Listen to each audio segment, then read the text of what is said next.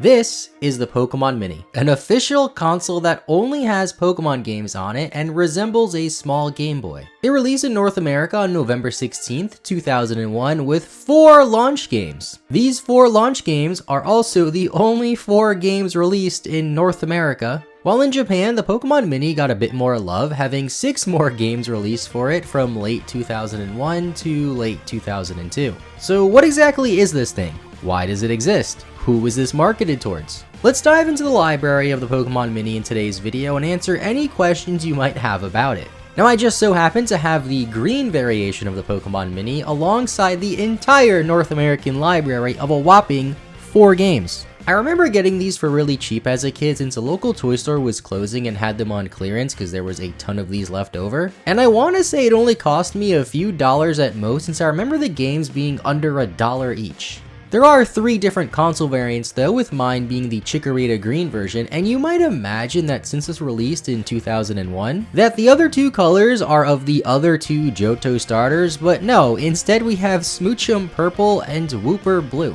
Odd choices if you ask me, but all of them came bundled with Pokemon Party Mini. Now bear with me here, as the only way I can capture footage of this thing is by recording the screen of my Pokemon Mini like it's 2009. And of course, I have this annoying scratch right in the center of the screen. Let's start off with Pokemon Party Mini though, since it's the most well-known game for being a pack-in title, as well as another reason we'll get to later in this video. So much so that even if you've never heard of the physical Pokemon Mini console before, you might know a little bit about this specific game. First, we have to give it just one AAA battery to power it, which we can do with the help of our friend James Monroe, and see if this thing even still turns on after all these years. And unfortunately, it's dead. Looks like James wasn't that much of a help and I have to scrap this video since the battery connector is all rusted out. So then I had the idea of using aluminum foil around the battery connector, and it worked.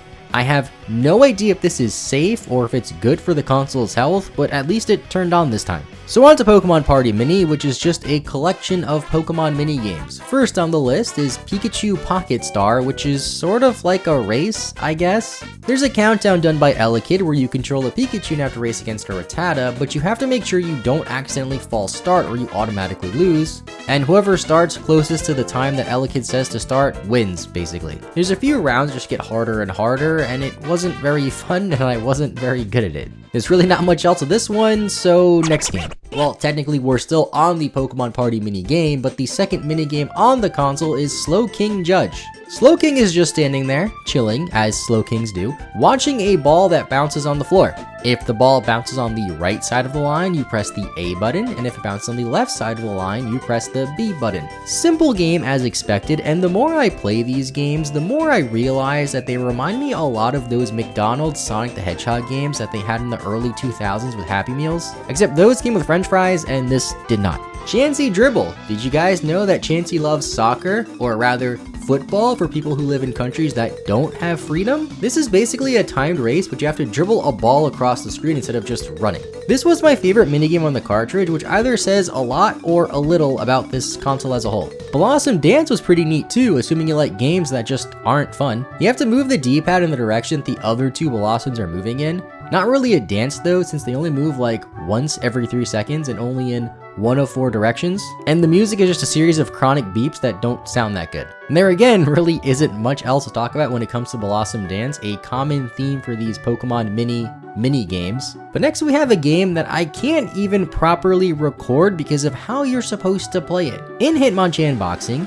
you have to shake the console to fight, and the harder you shake the console, the more punches you throw or something, and the more punches you throw, the more of a chance you have to win. I can barely see the screen while doing this, and apparently I am just way too good at this game because I shook the console so hard that it just turned off. As for the other mini games, there's Sneasel Fakeout, a 2-player only game so we can't play it, and Battlefield, which apparently isn't a game itself, because from what I understand, up to 6 players can play together and select other mini games on the cartridge to play together with the highest score winning. Kind of like what you can do in the Pokemon Stadium games, with the key difference being that the Pokemon Stadium minigames are actually pretty fun. This does seem like a pretty cool inclusion on the cartridge since you get to play with friends, but where are you going to find 5 other people, let alone just one other person, to play Pokemon minigames with you? The final thing to check out on the Pokemon Party mini cartridge is the Celebi clock, because no party is complete without a clock.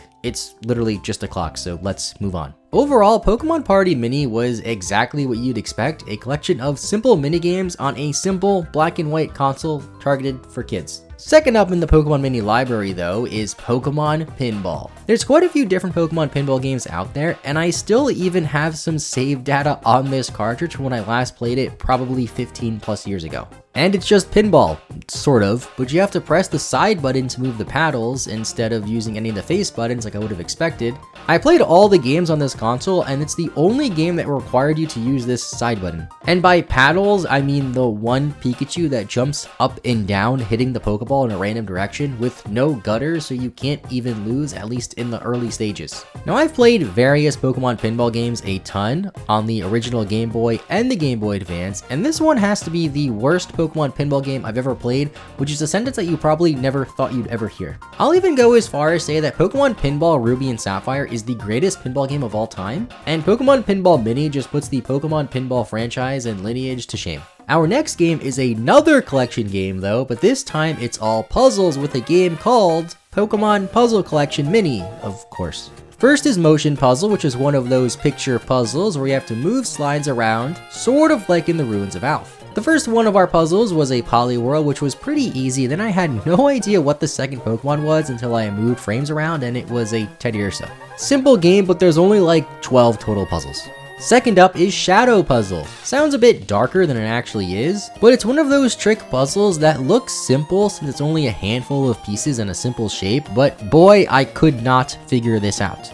I tried so many different combinations and could only take so much of Togepi giving me that face. So let's just go on to rescue mission. The name sounds like we have to rescue Pokemon out of being a hostage or something, and you know what, maybe we do have to do that since the first thing we see is a trapped Mew around a few blocks and a hole. We have to slide the blocks around to lead Mewtwo to the hole on the other side. And again, I know this is another puzzle that is aimed for 6-year-old, and yes, it is the second puzzle in the row that I just could not figure out. I'm sure someone out there is sitting there watching this video thinking, oh, I could definitely do that, and no, you probably couldn't, because where are you going to even find one of these consoles to try it out? Last up we have Puzzle Collection, which is apparently multiplayer only. So let's check out the last game in the Pokemon Mini library. Still can't believe I am technically covering an entire video game console's library in this one video that probably won't even be longer than 20 minutes. But the last North American Pokemon Mini game is Pokemon Zany Cards. I remember this one being my favorite when I first got this console, and it's a collection of card games.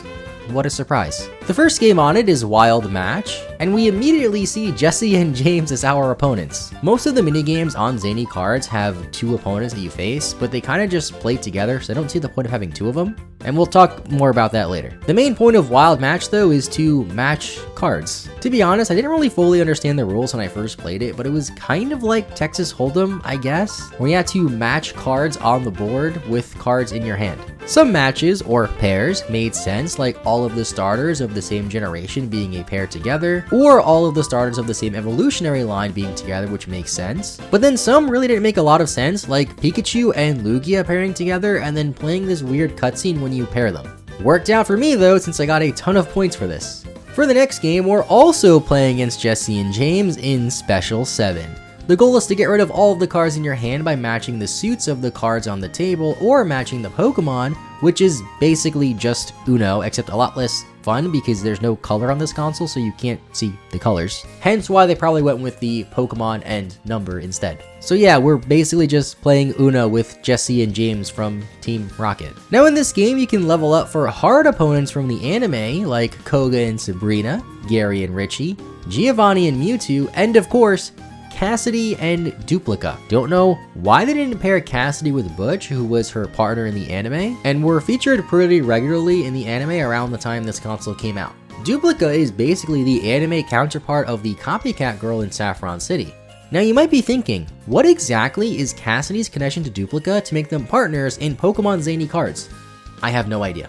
For the other mini games, Card Duel is 2-player only, and then there's 4 Kings, which is just solitaire. I do have to say though that Pokemon Zany Cards is my favorite game in the extensive Pokemon Mini library, mainly because of the wacky, or dare I say it, zany opponents. The games also do take more than 10 seconds to play and have more replayability than a puzzle game that only cycles between 10 or so puzzles, which is a bonus, I guess. Now another cool thing is that on Pokemon Channel for the GameCube, they repurposed some of the Pokemon mini games, or should I say Pokemon mini games, and I imagine this might be where some of you know some of these Pokemon mini games from, or the Pokemon mini console as a whole. In Pokemon Channel, there's a virtual Pokemon Mini you can play, and unfortunately I don't have the game so I can't capture footage of it, but the games on it are Snorlax Lunchtime, which wasn't in the regular English Pokemon Mini games, where the goal is to feed Snorlax until it accidentally eats a Pichu, and then Pokemon Pinball Mini, which they felt the need to port here for some reason.